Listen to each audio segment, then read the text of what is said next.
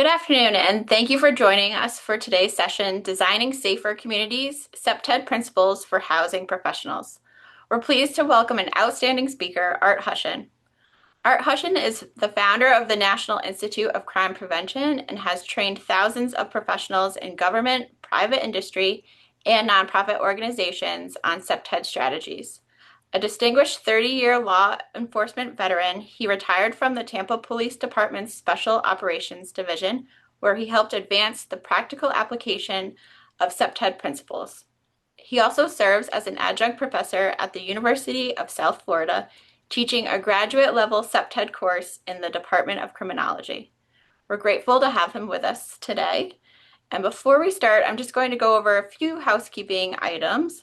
A recording of this session and a copy of the slides will be shared tomorrow with you all. And if you do have any questions during the presentation, please feel free to submit them in the Zoom Q&A section. We'll be monitoring the questions and answer as many as possible live. And with that, Art, I'm going to hand it over to you. We're very excited for this great session. Thank you, Elizabeth. Thank you for letting me be part of this too. And thank you, Mike, who's in the background. I appreciate it. When we began talking about doing this section on multifamily, I realized that probably quite a few of you have already done some type of security assessments or CPTED assessments. So a show of hands, no, I can't see you. So no show of hands for that one. But I'm sure you've been in the field and you understand a lot of what we're going to be talking about. What I wanted to do is take a different approach to this, still highlight what we need to know, but talk about ways as we can include CPTED as your overall practice as far as conducting the assessments as we move forward. So a little bit more of my background, we've got that covered. So great, University of South Florida, I've got to get that plug in, go Bulls. I've been very active in CPTED for most of my career, starting in 1993. Some of the stuff we're going to talk about, a few things will be specific to Florida, but I'm mentioning that because as one state adopts these principles, we see other states adopting them as well. And so I want us to sort of get ahead of the curve because what I see happening here now is looking at maybe occurring in Georgia, South Carolina, a few other states here on the East Coast as we transition to the West Coast as well. I've been very active in CPTED, again, creating some of the first units or CPTED programs that we've seen here in the nation. As far as going into this or talking about it in more detail, what I want to emphasize though is kind of where it started for us as far as really focusing on multifamily. When this was first introduced locally for us it was introduced as a statute and it focused specifically on multifamily. Now, prior to this, we did not have any standards when it came to conducting CPTED assessments or security surveys of multifamily. Now, a lot will tell you this was politically driven, but when we look at premise liability, attorney fees, and things that were occurring, at least this allowed us the platform to start looking at standards that we can apply universally throughout these assessments. And that was a key part of it. So we're not all reinventing the wheel as we go through this. Now, this mainly ties in for law enforcement and security. When I see this on the private side, a lot of security professionals are doing this. Now, what I do also like about this is having done this, it allows us to really enhance the community engagement. And that, what I feel was missing through a lot of the CPTED programs that were out there, especially when it came to a lot of security professionals that we worked with. How do I include that community engagement component and how do I increase the programs that are available to the public, especially when we start working with some of these properties too. We all get to speak the same language. Now, for law enforcement doing these, that's fewer calls for police service. When I look at security, that's fewer calls going back to address issues on that property as well. So it gives us a lot of flexibility as we look at that and make the changes too. As far as areas we want to highlight, we talked about safety measures. These are going to be standard for us as we look at conducting that CPTED assessment. What also goes a little further when we do these CPTED assessments is that we look at security camera systems that isn't the norm usually when I do a CPTED review. Points of ingress and egress, yes, we talk about that. We talk about parking lots, but now we're specifically addressing lighting, and we're also looking at types of locking systems or mechanical security that we see on the site as well. So we want to at least look at those to ensure that we're able to apply those universally throughout that site as we make those recommendations too. So what I also see happening is because we have the standards and these codes that are in place and must be followed, I also see groups trying to get around that. What is the cheapest way for us to address this? And that's where we're really trying to avoid that too, as far as avoiding those minimum standards. As a corporation or companies, what this also allows us to do, for example, like HIA supports CPTED philosophy as a way to reduce crime and improve community and quality of life with all of its residents. They've incorporated CPTED principles in all assessments. Now, who else does this? Amazon does it, Starbucks does this. Again, as they start listing those standards. So to see that and taking a look at the mission statement too for a HIA group, talked about affordable housing. Safety is mentioned, and I see this in a lot of companies that I work with as far as the safety component. But now we're going to list that as a priority as we start conducting those assessments. So another good example, when I talk about CPTED application for the properties, and this can be any group, but I'm kind of going with HIA now. HIA group understands the value of CPTED. Safe environments and pedestrian activities are interrelated, and one cannot exist without the other. So again, we're looking at the broad scope here as we think about applying these strategies to a site, not just the target hardening, but we talk about some of the movement that occurs in that property itself. Therefore, building design should support pedestrian activity, provide natural surveillance, and we talked about key locations inside that complex and next to buildings where we can activate that space. Now, that is one component we look at as far as including CPTED as part of our mission and part of our vision as a corporation to apply that. And what I do like about this too is that we get a lot of positive feedback. So another example, for example, HIA Group, CPTED is a well-established and well-researched field of knowledge that has demonstrated various methods to increase the responsible positive use of property while decreasing the likelihood of criminal behavior. So we're blending that into our terminology and how we explain the use of that also. Another example, purpose and intent. The purpose and intent of the safety division is to require criteria to achieve a safer built environment. CPTED standards should be incorporated into all assessments in the following methods. So we list that as a priority two when I conduct the assessments. And this way, people start understanding how CPTED works.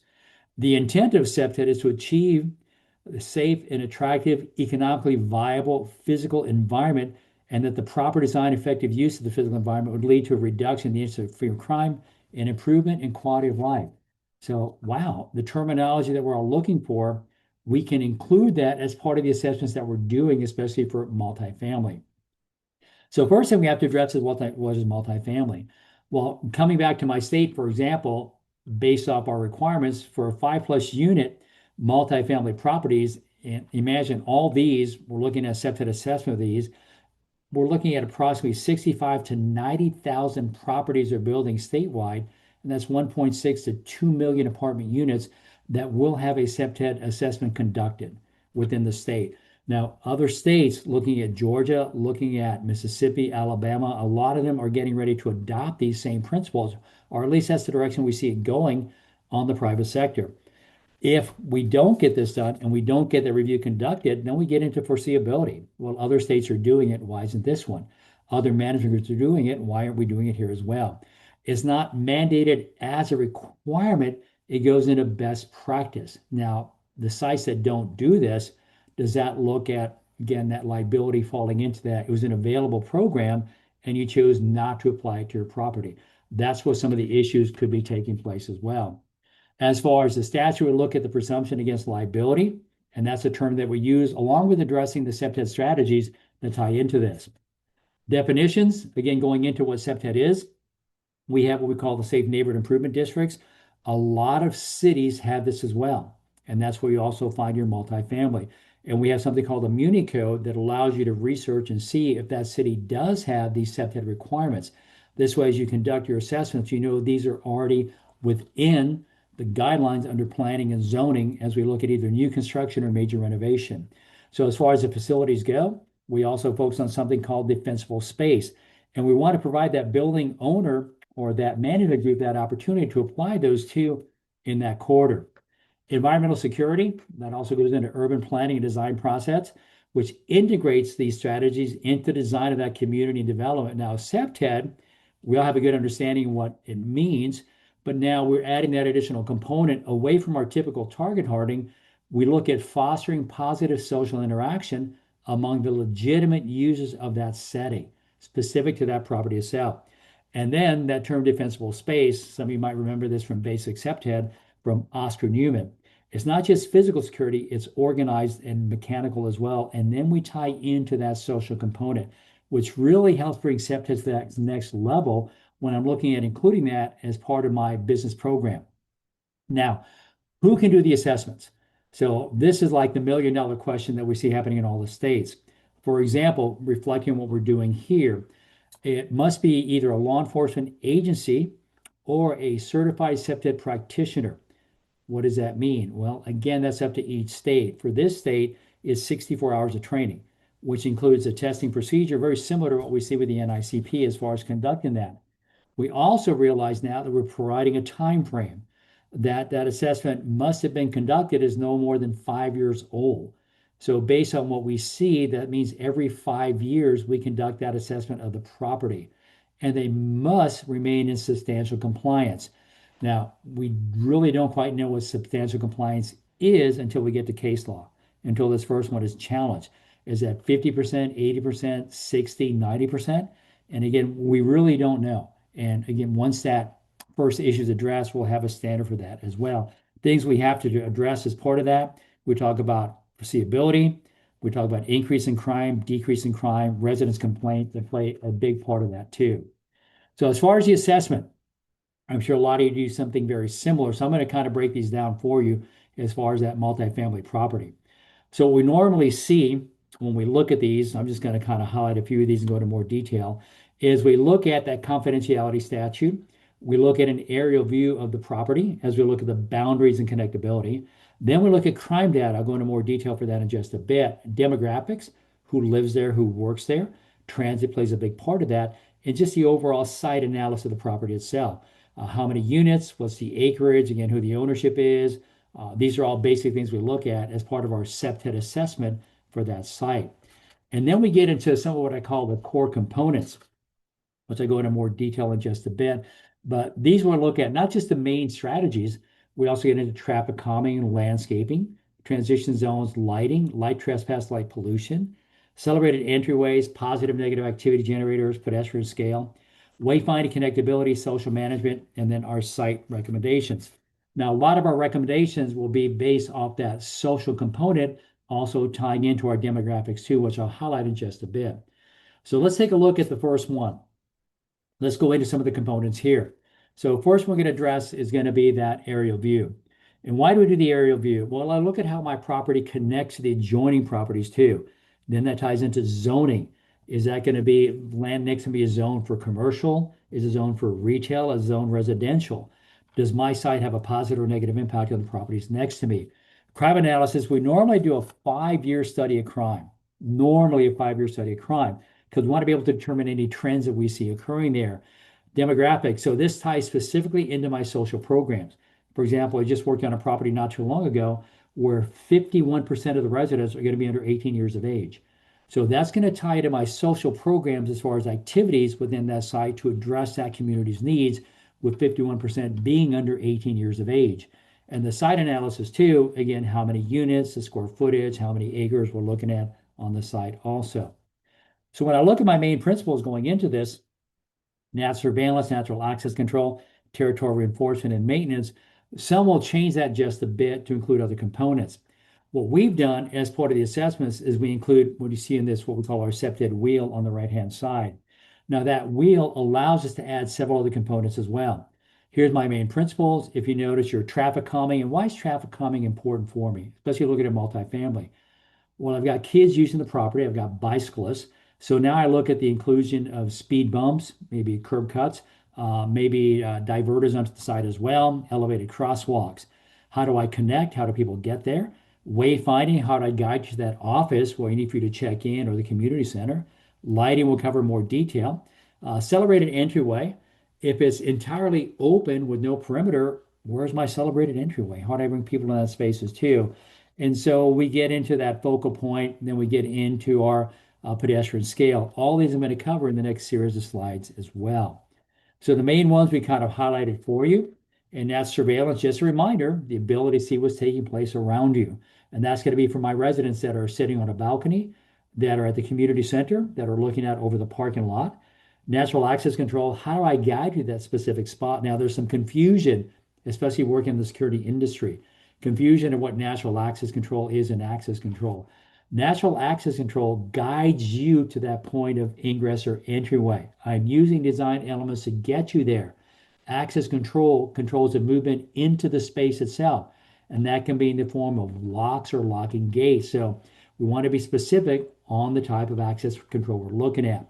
Territory reinforcement comes into our ownership, which is issues we're dealing with today for some of the properties. And then maintenance is a key part. You're going to be surprised at what we see happening today with the assessors that are actually conducting these assessments. Landscaping, again, we follow our strategy 2 foot, 6 foot rule, which has been codified by many cities throughout the US. So we want to be species specific and provide the same training if we're contracting with landscapers to maintain our property. A lot of times, the conflict that we're seeing is management is not addressing landscaping contractors as what their requirements are for the site. Cut the grass, trim it back a bit, but it's still blocking the lighting, and we're not following the 2 foot, 6 foot rule. Transition zones will cover. Lighting will go into more detail in just a bit. One thing we want to address is light pollution, especially for our camera technology or camera systems. Your celebrated entryways, we'll look at that too. Focal points, again, will guide you into the space, create that ownership or territorial enforcement. Pedestrian scale ties into our signage. Everything at eye level to guide you to where you need to go. Remember, we're layering our strategies into that site. Social management, community engagement. Now, for me, this is required by state statute for our multifamily. We have to include community engagement programs. And then we add our mechanical security and security training. And again, I'm emphasizing this because we see more states that are getting ready to mirror these same requirements too. Security training, I'm going to cover in just a bit. Security cameras for multifamily. Again, we want to discuss that too because by statute, I'm required to do that. Now, some of the conflict, pros and cons we see with this. First thing, we're requiring a security camera system. That's a good thing. So now we have recorded data. Again, we've got real-time viewing if we need that. So this has to be retrievable for at least 30 days. Now, this is going to be left up to the management group how long they want to keep that. But if we're following this policy for us, it's 30 days to store that information. What are the points of ingress and egress, or entry and exit? Wow. So what constitutes a point of entry and exit? If I have a building that has multiple entryways to each building, let's say 20 with 8 points of entry and exit, do I need 160 cameras? I don't know yet because it hasn't been challenged. So again, we have to look at that. Fenced areas with designated entries to the site. So now if I do have perimeter protection, which ties into territorial reinforcement, each pedestrian point of ingress into the site, what I need to provide a camera there too. Vehicle entryway, is that considered a point of ingress? And if so, do I need a camera there? Will that include LPR? Will law enforcement have direct access? And this is the dilemma we're dealing with too. Since it is for security and safety, will law enforcement have direct access to that? And signage on property is the list is active CCTV on site. And then what is accessible to law enforcement? Are they limited search and section of the footage? If they have the ability to randomly look at the site and they see a criminal act occurring with no call for them to intervene, are they required to respond to that too? So that's what we're seeing a lot of groups that are facing as far as issues right now. So if that's something that you're adopting or considering in the future, these are all things you need to consider looking at that long term too. Your lighting survey. Now, this is where we're finding to be very expensive to meet some of those minimum standards too, your lighting requirements, and kind of break this down for you too. So when I look at this, let's kind of see what this bill or statute mandates that we see now. Some cities might have security guidelines that you have to follow. So just because you're living in Arizona or you're living in New Mexico, you might have to look for parking lot standards and see what they dictate for the properties too, and then be willing to adjust your assessment tool to follow those standards as well. So for us, a lighted parking lot illuminated an intensity of at least an average of 1.8 foot candles per square foot at 18 inches above the surface from dusk until dawn, or controlled by photocell. For saying parking lot, I'm not going to go into what designates a parking lot, but one thing I want to highlight from the IES manuals is that when security is not an issue, let me emphasize that when security is not an issue, I can get away from what my security lighting requirements are. If I'm looking at a security assessment of that site, am I dealing with security? Is that an issue?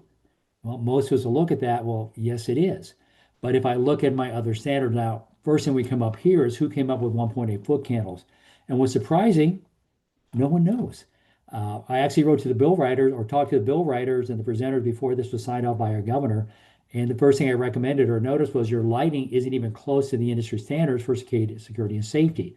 And when asked what it was, I explained to them what that number was. And they're like, well, we'll address it maybe next year. Well, next year has come and passed, and we still haven't addressed it yet. And so we have to look at what those parking lot standards are. So we address that, especially that 1.8 foot candles.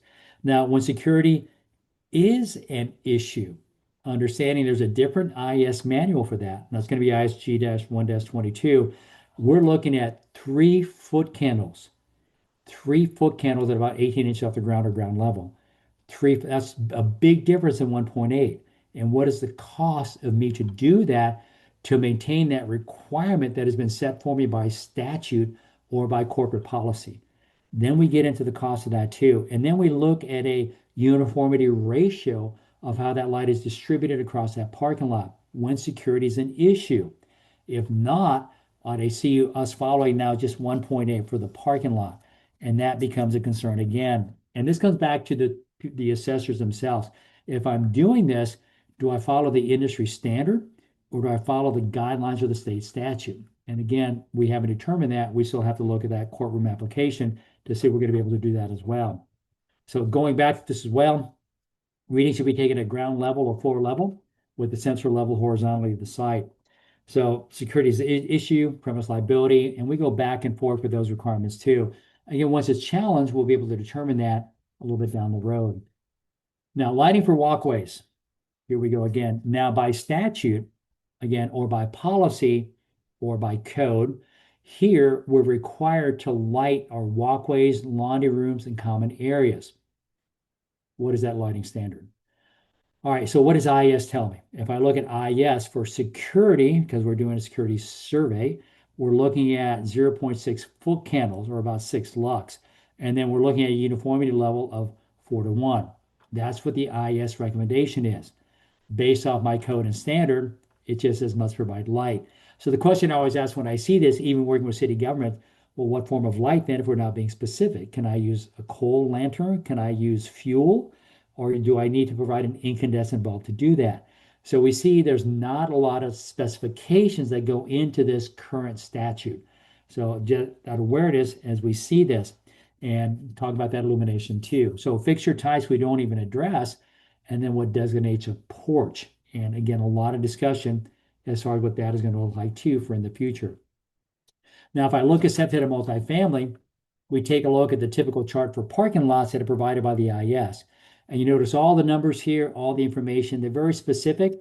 I served on the IES Security Lighting Committee as we wrote that ISG1 to put that into perspective. So a lot of these are going to be very current. But when I break down for parking lots, just general lighting for parking lots for security and safety is not an issue. What does this manual tell me right away?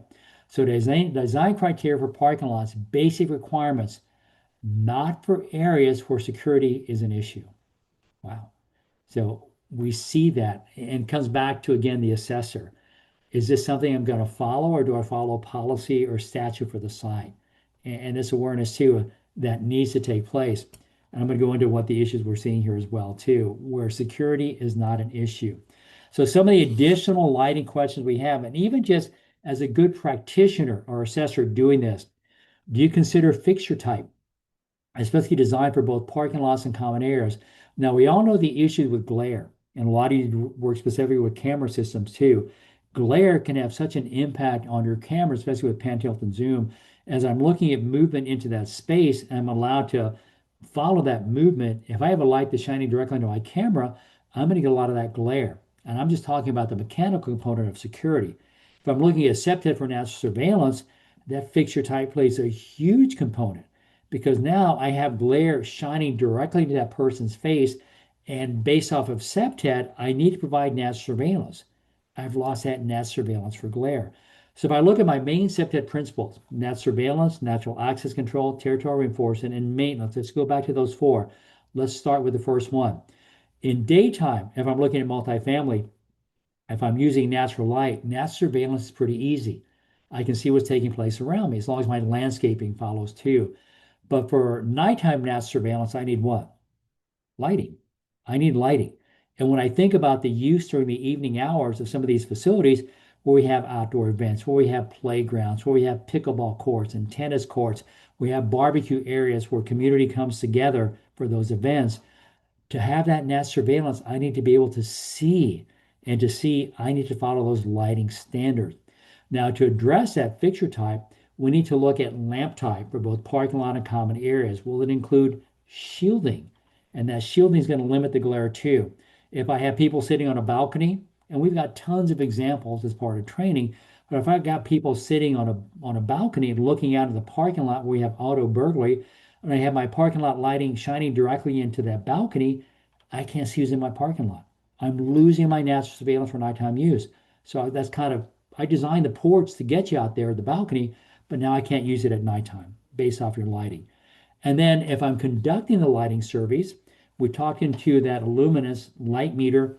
What's the recommendation for the light meter? Which one will you use for that property? What's going to be the requirement, especially when I get into those standard for that as well, especially if you're doing lighting surveys. Now, if you're contracting out to a private vendor to do that lighting survey for you, then they'll meet that. Now, that's something you shouldn't concern yourself with if you're contracting to a private vendor to ensure those minimum standards are met. Then we talk about color correlated temperature or Kelvin temperature for both parking lots and common areas. Wow. Is my light too blue? Is it too yellow? Is it 3000 Kelvin range, which you see in just a bit? And then the kind of lighting that supports my video monitoring system or closed circuit television. What is supporting lighting recommendation? I'll throw this out to everyone who's listening. What is the best Kelvin temperature for my security system, my lighting or my camera system? What is the best one? I see some groups going 3000, some going 5000 Kelvins. Based on what we're seeing, especially for our camera technology, I see the standard being about 4000 Kelvin. And American Medical Association recommends 3000 Kelvin. What? The AMA is involved with lighting? Yeah, the American Medical Association is involved with lighting now. I've got people living on that site, which is their concern under public health based off that Kelvin temperature. I don't want to go beyond 4000 Kelvin. I get into the blue range. I get into 5000, 6000 Kelvin range, where some cities are doing it. It has an impact on public health. So you want to follow those standards as well when you do that assessment.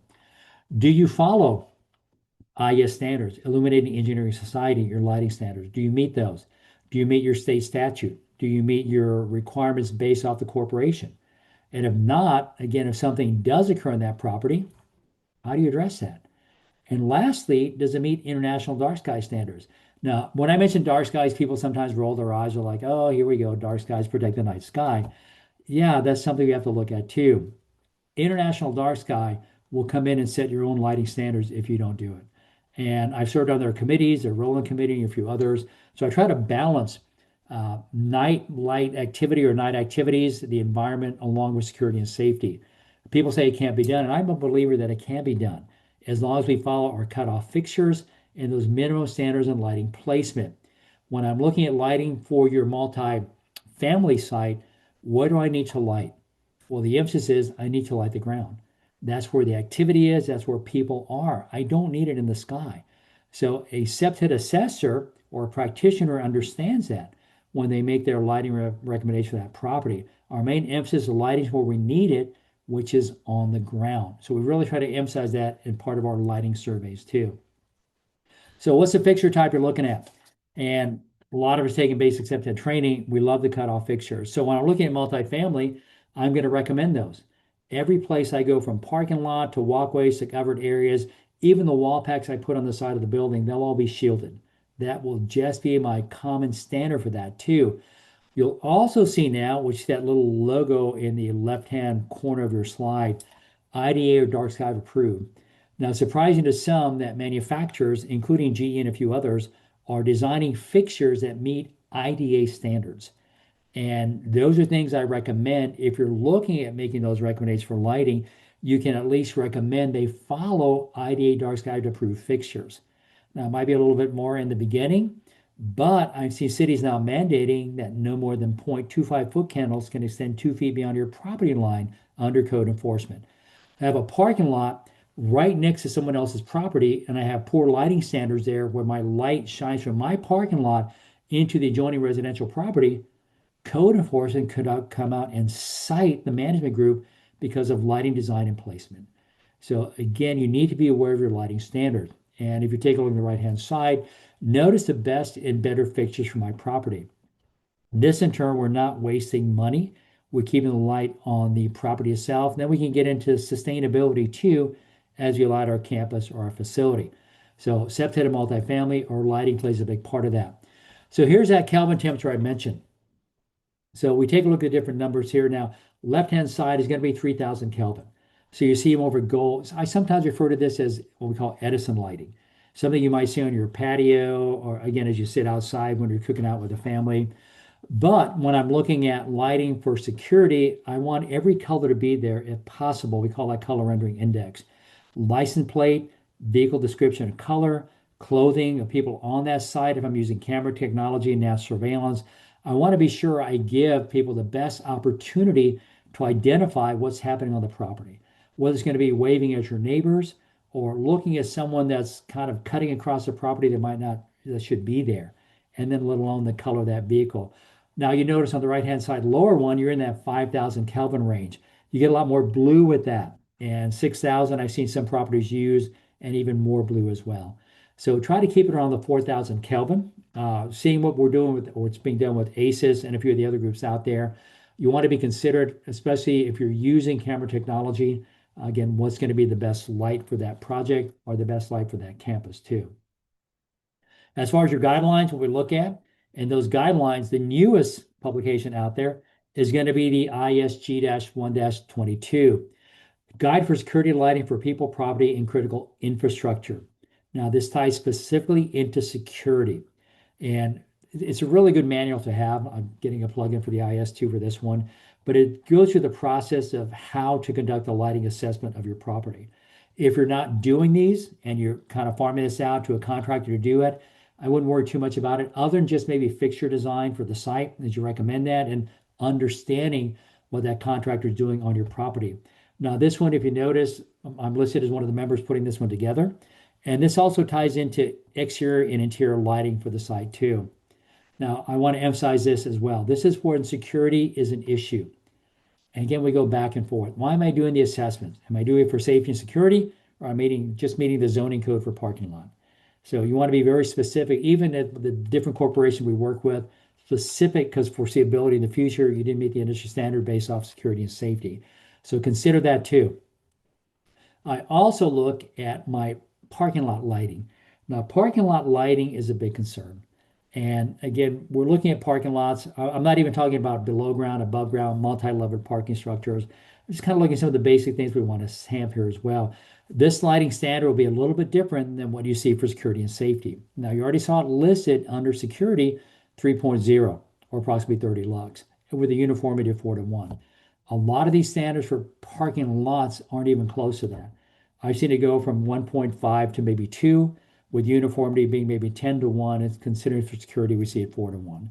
So specific to the site. And again, we have that conflict between, am I following zoning requirements or security requirements? And I know I'm saying that quite a bit, but when this does happen or an incident does occur on that property, and we do look at that courtroom testimony, you want to be aware of both of those too. So at least understanding that and applying those to the sites as well. So how do I do that lighting survey? Well, one thing we talk about quite a bit is using that light meter and how we set the properties up. So let me kind of emphasize what we see happening here in the state, because we do have that minimum standard for parking lots, which is 1.8. What I find now is that our assessors are going out into these parking lots and conducting these surveys. Each group does it a little bit differently. Now, some will go to each parking space and take a measurement using that meter. And here, this is exactly 18 inches off the ground if you notice a sensor. So because they're doing that and they're tying it into an overlay based off the meter and the software program or the program they're using, they're able to put all those numbers into the map and present this back to the manager group that yes, it did meet the requirements based off of state statute. But these are kind of lengthy to do. I have groups doing it different ways. But to do that, there's only one way to do that. That's to actually go out with a light meter and conduct the assessment. I've seen some groups here that are using what we call NIST certified light meters. Again, they've calibrated yearly. There's a maintenance schedule that goes into that too. I see some that aren't doing that. And again, courtroom testimony will kind of answer that. We see that in the future. But most practitioners I see that are doing these 6 to 9,000 units here in the state are actually doing it this way. Kind of lengthy. Again, if you're thinking about a property that, well, I'm not going to do this, I'm going to hire a contractor. Again, that's going to be your choice to do that. But just being aware how we see it occurring in the industry here for multifamily. So again, this goes back into your building walkways too and common areas, taking that light meter out and maybe providing a number. Even though the statute says just provide lighting, I know that at least zero point 0.6 foot candles stated by the IS for that shared space for that multifamily. So again, aware of both. The only way to do this is to go out and practice. So as part of the training that we do and wrote the curriculum for the state, the new standard that we have here is that we take the teams out at nighttime to actually conduct a lighting survey of a parking lot. And in this case, you notice the parking lot here. We also consider, is it a full moon? Again, we might include weather data for that day, cloudy or not cloudy, as part of that assessment and list that as well. The instrument or tool that we're using, again, calibration data, if that's included, we list that as well, and a detailed map of where that light measurement was taken as well. And then we show the math that we put together to ensure that we met or that property met that 1.8 foot candles on that property. Now, security side, we go 3.0 at a uniformity of 4 to 1, which means all these people doing the assessment has to be able to do the math to determine if it met those industry standards too. And here's more teams doing the assessments. Question that we asked, well, what if there's, again, the tree blocks the light? Well, you just kind of take the reading anywhere. Now, a vehicle that's movable, we adjust that survey. But trees, again, it's going to be in there. That's going to affect the uniformity too. So we have that listed as part of that as well. So a lot of things to do. FCPTI set the standard under the CPTED survey of Florida Comprehensive Training Institute, which is adapted by the governor's office as a statute. So going back and forth with this as well, as far as what those standards are. What we do find now is that all of our practitioners, including private sector, our security professionals, they go through this process. So all CPTED practitioners have a basic understanding of lighting and lighting applications, including conducting what? A general lighting survey of a property. In some cases, we recommend that a certified lighting professional conduct a lighting survey too, especially if it's borderline on meeting the standards set by statute or by code. So this allows us that flexibility. If we're not quite sure, I am using a luminous meter that's not certified and it's right on that edge or right below that. I'd recommend have that certified lighting professional conduct a lighting survey too. Law enforcement, what we found here based off the standard, what's very surprising is that even though it's statute, that law enforcement officer conducting the survey does not have to have CPTED training, none whatsoever. Now, private sector, let's say if your team was doing these assessments in Florida, you must have this designation. So law enforcement doesn't have to. Just based their law enforcement, they can do the survey with no training whatsoever. And that's where we have that conflict in the state right now. And to address that, when we see other states adapting that, I don't want to see that happen either. And this is where the private industry, private sector can really start influencing any future programs. And hoping we can do that here today as part of that discussion too. What minimum standards we want to see for that site. As far as your lighting standards, we address that as well. You have the IS standard, which you try to follow. Again, then you have the IS security standards. You have the International Dark Sky Association. You have, again, the state of Florida, what they listed now, and then Georgia may be following soon, and a few other states as well, listing those standards also. So now, covering just that part of it, the CPTED assessment, you're like, that's a lot of stuff. That is a lot of stuff. Now we look at the security requirements. So we go one step further for our CPTED assessment too. So our basic security requirements as part of the CPTED survey is that at least a 1-inch deadbolt on each dwelling unit door. So if you have a 300, 400 unit multifamily complex, each door will have a 1-inch deadbolt. Now, how do I confirm that? Based off statute, you check every door.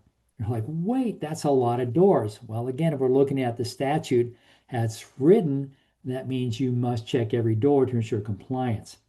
We also look at a locking device on each window, each exterior sliding door, and any other doors not used for community purpose.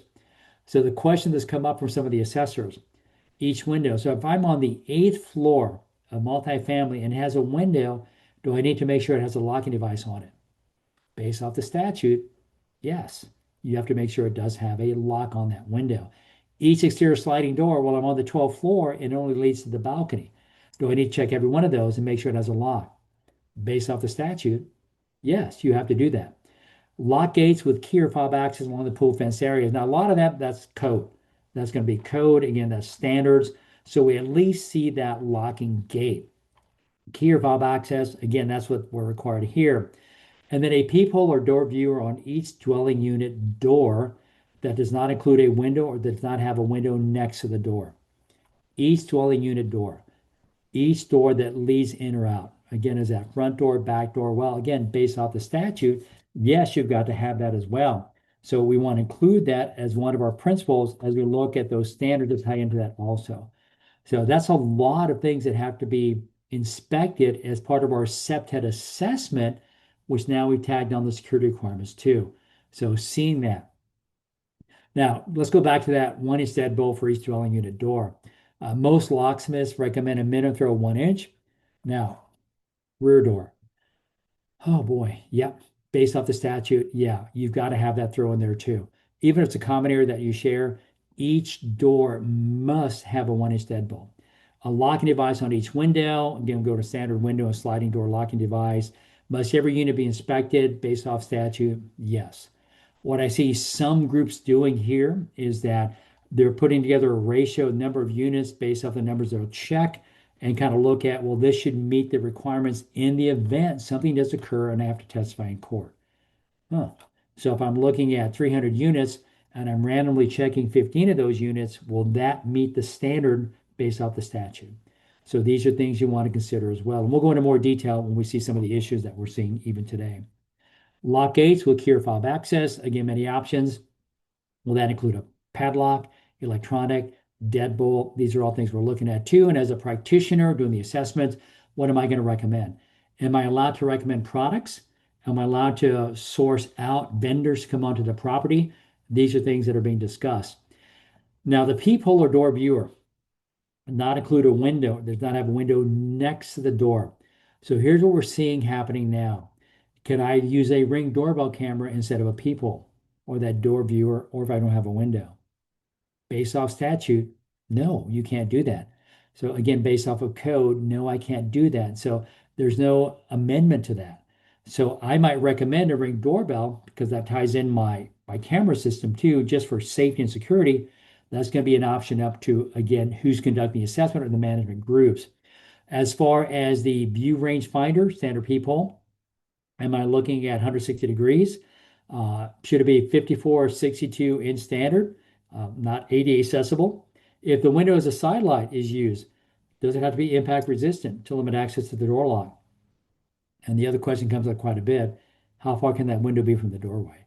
So if I'm codifying these in future projects, is that something I want to consider too, as far as that site? Now, my crime deterrence and safety training. Now, I think this is a benefit for all the groups that are involved. A lot of times, and I've done these myself when I was with my agency, is that I'll go out and I'll do the inspection, the assessment, I'll make the recommendation, and then I'll leave. So again, residents don't know what we're doing. Again, there's not a standard training that we follow for all the properties. So all these groups are applying these differently for each one of those sites. So I want to be aware of that too as I start making those recommendations. So first thing we do under crime deterrence safety training, which I think should be policy for a lot of the groups that are out there, just to work with residents and management groups. First thing we explain to them, what is crime prevention? What is CPTED? And then we go to the benefits of knowing your residents, because your residents are going to be the key when I think about safety and security. Then we go into key control and master key use. We still see keys used quite a bit here. And then ongoing security management and maintenance for the site. These are things we want to include as part of our training.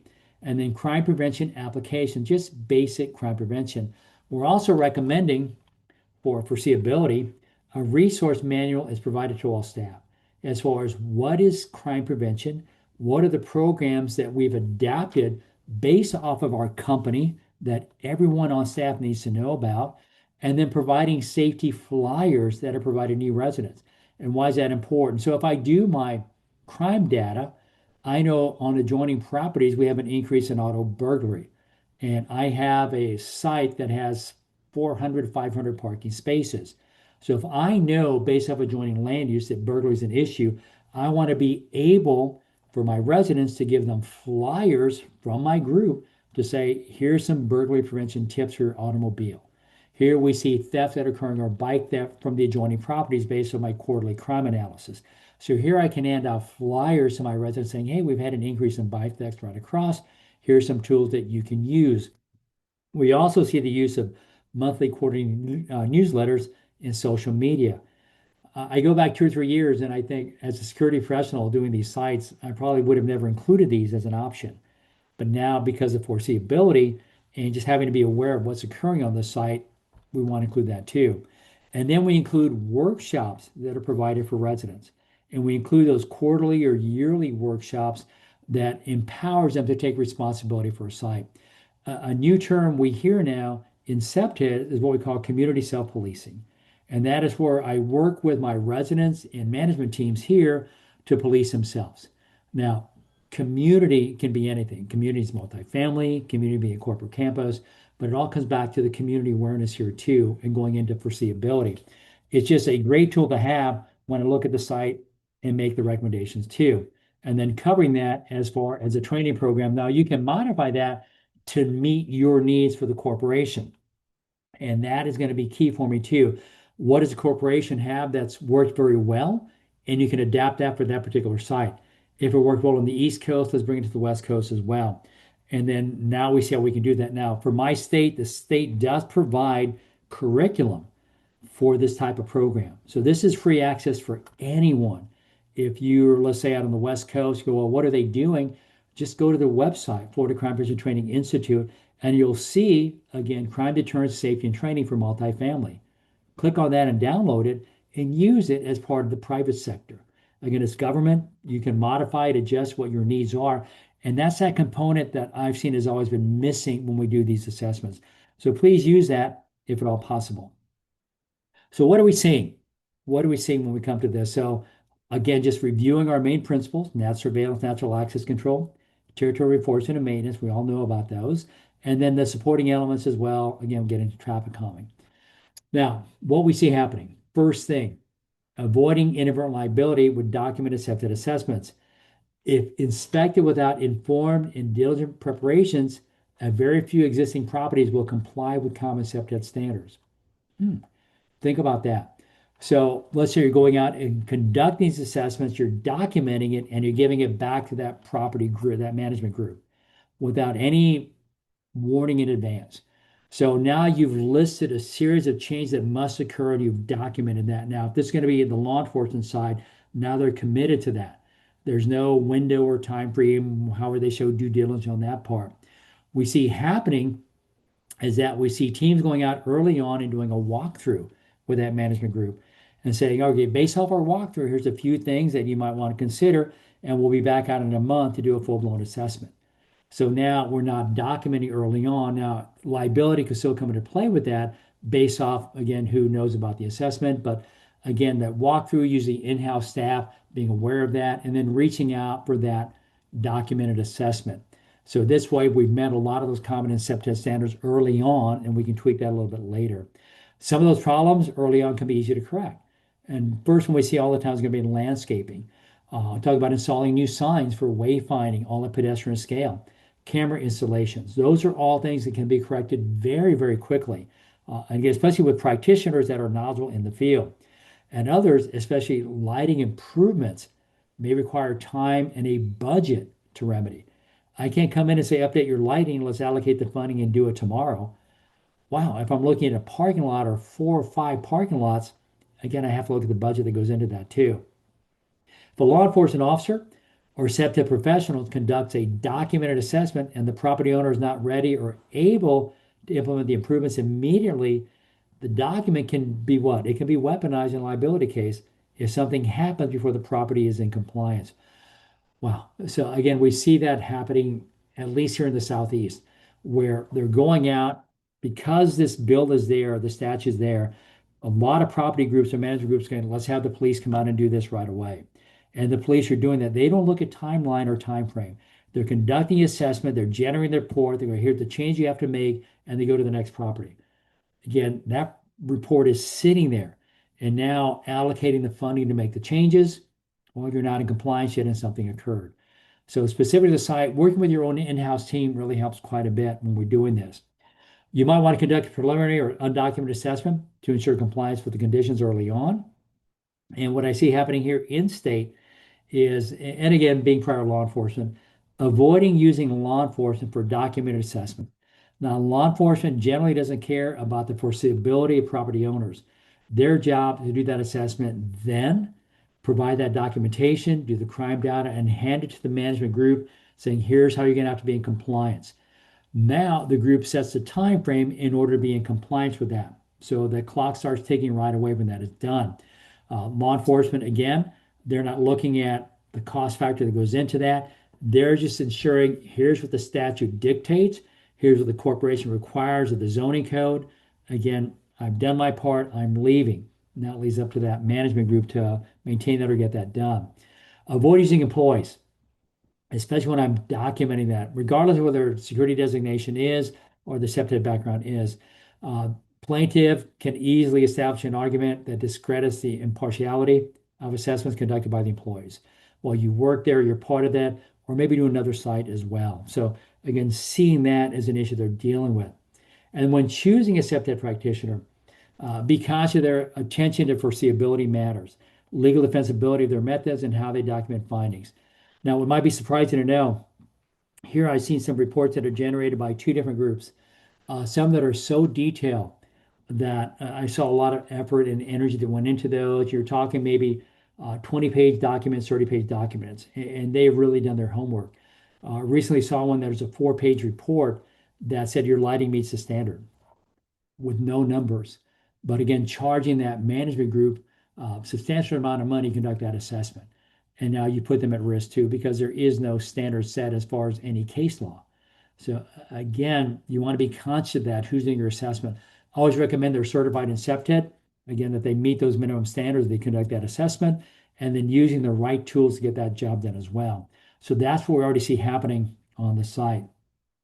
So let's take a look at foreseeability, some of the issues that we see occurring here too, especially on that side of it as well. So kind of winding up down the end here, but I want to highlight what we're doing. So even if I'm not looking at statute or code, conduct a yearly or quarterly crime data or search and then call for service at property. What I see some properties doing is that they don't do crime data. They don't do that research either. And if something happens, well, your property is high in crime. Well, we didn't know that. Well, yeah, you should know that. I no longer see that hiding your head in the sand anymore. So you've got to be able to do that and show that, because if you see an increase in crime data, calls for service at the property, so that's that foreseeability. We're making the changes right away to address the needs of our residents and management staff that's there. Foreseeability, document concerns of residents. Now, remember, when we look at crime data, which goes back to our basic CPTED, how much crime is actually reported to law enforcement? And then we go to those numbers of maybe 64, 66%. So what I find in a lot of cases is that my residents don't report the crime. They don't even report it in-house to management. Well, a kid's bike got stolen. I saw some graffiti. I removed it. I saw some drug paraphernalia here. I just didn't report that. So we can do these in these quarterly meetings, or if we do these yearly meetings, we capture that data. So foreseeability, we're kind of doing our homework. We're seeing what the needs are of our residents too.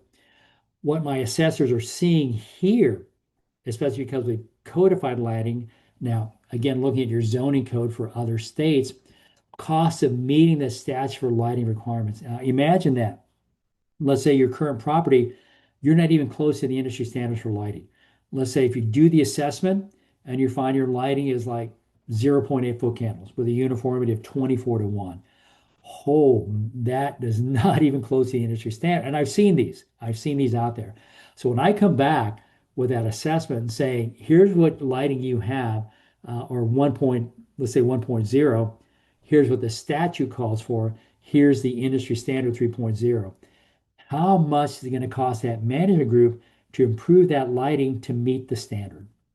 Then we get into the cost. And what we're also seeing is a misunderstanding of lighting requirements. What's a foot candle? What's a lux? What do you mean I have to do that for this property? What do you mean? Well, it says light. Can I just put in a light bulb? And is that going to meet the standards? Well, based off, for example, statute, it's going to meet the standards, but for security and safety, it's not. So again, misunderstanding of lighting requirements. See that. What we also seeing is that when I get into the target hardening of my security standards, a lot of the assessors are telling us that property management groups are not using lighting and territorial reinforcement strategies to set up that perimeter protection. When you have multiple points of ingress egress in that multifamily, let's say you don't have any fencing whatsoever, and it's normal to see people cutting through your properties. That means that offender is at the door before we recognize they're not even supposed to be there. They're using the path as a cut through because we have no fencing. And so we go into that layering component that goes into that. And because I don't have that, then that becomes a concern. So we want to be able to address that well as far as what those parameters are and being able to list those as far as territorial reinforcement. So what they're finding is lacking clear border definition. Again, and I see that, and fencing is expensive. I understand that. And if I go with fencing, what are my CPTED requirements for fencing? Well, for us under zoning, for example, it's going to be 6-foot decorative see-through fencing. Well, there's a cost for that. But yeah, for me, that's code. So if you're building, for example, let's say in Tampa proper, you would have to follow that zoning requirement for fencing, which is 6-foot decorative see-through fencing. Well, it's going to cost me money to do that because I have an open campus. But yet, that's one thing that we see assessors are constantly recommending clear border definition, clearly dedicated points of ingress, egress, natural access control too. What's also surprising to me, and we just had a meeting from the Florida CPTED Conference or Florida Design and Crime Association. We had these assessors that were presenting. And when I asked them, and a lot of these, they've done hundreds of assessments already. When I asked them, well, if you're looking at your main principles here, how many issues on your property could have been addressed with a good maintenance plan? And these are people that have had years in the industry. And the numbers are frightening when they start telling me 80 to 85% of security and safety issues on site could have been addressed with a good maintenance plan. 80 to 85%. Now, how can I emphasize that? The importance of a good maintenance plan and seeing that as a big concern from assessors that are in the field every day conducting these surveys. That's a real eye opener. And that just comes back to management. That just comes back to management. So again, you want to make sure that they have a strong maintenance program. Even if you leave and just doing an assessment that's not required by code, really instruct the groups there that maintenance is a key part of that. And I'm just talking landscaping. I'm just talking about making sure your gates are working, your locking devices, camera system, lighting, remove of graffiti, trash pickup. These are all part of your maintenance plan. And when you talk about 85%, what's the savings, long-term saving of a good maintenance program? What my assessors are also seeing, insurance companies are not insuring properties here unless they're compliant with that statute. Wow. Not providing insurance unless you're compliant with the statute, or not renewing if they're not in compliance with the statute. That is kind of frightening if you think about losing that policy. And so now we're starting to see that compliance where we've got to get this done. And then seeing other states that are following in line with that as well. So who's going to take the lead on that as far as setting that industry standard and just getting that feedback from assessors constantly that are looking for those standards we want to see as well. So these are things that we see taking place here in the state that are very important to us too, but just seeing those principles that are out there as well. So as far as questions, I'm going to stop sharing the screen here so we can kind of highlight some of the questions here and maybe open that up for questions as well too. So as far as the site, I just want to kind of highlight some of the main principles here as we go over this too. So going back to your basic accepted principles. Now, a lot of these, we see some really good designs out there. And if you want to see that net surveillance to include that, let's just go back to the basics again. Net surveillance, just having a landscaping plan and making sure your contractors that are applying, again, that service understand what those principles are. So we see a lot of landscaping companies now here in the Southeast that are taking CPTED training and they're offering their service based off understanding CPTED components as they work on your property. And we find a lot of them are getting hired or contracted specifically based off that statute. So you want to make sure that your supporting teams, including if you're looking at lighting contractors, meets those principles as well. And then your maintenance is a key part of that. Having that maintenance provider as well is going to be a key part of that also. Foreseeability, we see that happening quite a bit. Again, have those programs that are engaging. Again, making sure that residents are involved with that, quarterly meetings, half year, yearly, going in for foreseeability, including that too. So let me take a breath and see if there's any questions. I've been nonstop talking. So let me stop here for a bit and see if there's anything you want to add before I keep going forward. No, this has been great. I especially liked your point regarding, making sure you are ready to receive that assessment. Are you going to be able to accomplish the requirements that they're going to identify in there? Because we see that quite often, obviously, on the other side of, being the insurer and going back and, asking, what are some evidence? What are the work orders for this property that had an incident? So trying to, identify that evidence that we may have that may be used against the housing authority, identifying that they did know that this was an issue and they were unable to fix that. So I appreciate you saying that and making sure that the people on the call, are ready and able to accomplish what may come out of the CPTED requirements. I do have a question just regarding Okay. hiring. If you're going to use a third party to conduct a CPTED assessment, what would your kind of top three or top four like best practices, or what should they be looking for when hiring someone? Yeah. Well, you know what I'm going to say right off the top, right? It should be an I know, NICP I'm septic. opening that up for you. What I want to see though is that they've got that skill set to actually do an assessment. I've seen a lot of, I shouldn't say a lot, I've seen a few groups that come in and they go, I did a CPTED survey. Well, have you done an assessment? Do you know exactly what we're looking for? And they go, well, no, I took a 6 hour class on it and I'm going to do the assessment. And what I like to see is they understand lighting principles because that's expensive. That is super expensive. When they come out and they start telling that management group, put in more lighting LED. What do you mean put up more lighting? What do you mean? So, and they're not specific to the site. And that puts fear, and then people don't want to see septet anymore. They're like, oh my gosh, we had a septet person come out and they want us to put 8 foot fencing around our entire campus and increase our lighting by like a cajillion watts. And like, Right. forget the septet, we're not going to use. So just understanding the basics will be a key part of it too. And then with regards to utilizing law enforcement, is that Mm. across the country? Are they available, or kind of are you seeing that just in the South? Where No. where are you seeing that? I see it across the country. For example, I'll be in Pasadena next week. We're doing a training class for the city. So I see more and more septic practitioners, for example, from Washington State to Oregon, California, from San Diego to Sacramento. We have a whole database of septic practitioners that actually go out and do these surveys based off the curriculum that I presented and what the state of Florida has adapted to. So we wrote that curriculum. We wrote the curriculum for the other 49 states. And a lot of what you're seeing is also what we call post-certified, which means the law enforcement agencies adapted it as part of their training. So they're going to know lighting, they're going to know perimeter protection, they're going to follow the same format that's mandated by statute or code. And so from Arizona, New Mexico, I mean, almost every state has sent people in for training. And I think we've currently done training in 47 states here. So yeah, so there's quite a few practitioners out there that are available. Perfect. Good to know. And then just a question. We do have a lot of insureds that currently have vacant buildings. Mhm. Are there any different standards with regards to vacants, or are you kind of keeping the same practices?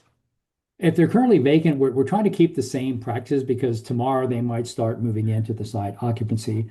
So it's kind of nice if we get it in advance. If you just think about, again, the statute that we have, checking every unit, and that's a nightmare. Can you imagine? But if it's vacant, we can do that now. Think about the law enforcement too when you bring them onto your site to do that assessment. If they're walking that site doing the assessment and they see something illegal occurring, are they mandated to take action against that? If they smell, for example, in a state where cannabis isn't allowed and they smell it coming from a room, can they access that? And you've invited them onto your property to the assessment and they go, hell, we've got people doing this here, so we've got to intervene. Wow, that's a tough one too. So I see a lot of cities in Florida not bringing law enforcement in because of that, because they have to take action. So it's one of those in-house, let's get our in-house team in for do that Right, preliminary right. and then maybe bring them in later. Yeah, I definitely liked your idea of kind of doing that walkthrough first, and kind of getting those items, but not getting anything in writing. I think that's definitely I didn't definitely say that a good officially. Yeah, I did say it officially. So yeah, again, I feel for the property owners because now, there's such a deadline now to get this done. And right, I hate to see that knee-jerk reaction where let's do it now, let's do it now. And now they're committed to we got to get this done. And it's just kind of frightening for that private sector. So if you have a good plan, and again, it just makes it a lot easier to transition into that. right. And I do want to just state that as HAI Group has taken the stance that we are one of the insurers that will continue to insure you, even if you haven't met those standards. But we are looking for those standards when we are on site in Florida, and documenting if you are meeting those standards. And they're taking Mhm. that back to our underwriters so that they see the great work that you're doing to protect those properties. So that is something that we are looking for, but it's not something that will, make us not renew you. Mhm. And it's good too just to see again from your in-house team, because they know what they're looking for, which Right, really, if all of a sudden the state decides or the city decides we're going to do that, your team already knows, hey, there's a potential for this because you take the updates, you're part of the training group, so you can see the writing on the wall before it even gets there, which I like in the private sector because that's foreseeability. You guys are taking that next step to address that. right, right. Um, let me see. I don't see any other questions. We will be putting out a copy of this, as we stated earlier. We will be sending that out. I do just want to just give one last reminder that we do have our loss prevention fund application is currently still open until May 31st. We have had some accounts actually utilize this fund to pay for CPTED assessments um, Nice. in the past. So that is an option if you're still trying to think of a project to submit for. We've also had some people have taken the CPTED assessment and then for those items like fencing or security cameras, and applied for funding for those as well that came out of the CPTED assessment and utilized that to show a need. So those are some options that are open to you, and that's application is still available until the 31st. So I do want to thank you, Art, for all of your knowledge today. I feel like this could have gone on for much longer. That all of your knowledge was excellent, and so we really appreciate your time today. Elizabeth, thank you so much for letting me be part of it. I really appreciate it. All right, thank you. Have a great day, everyone. Thank you. Bye.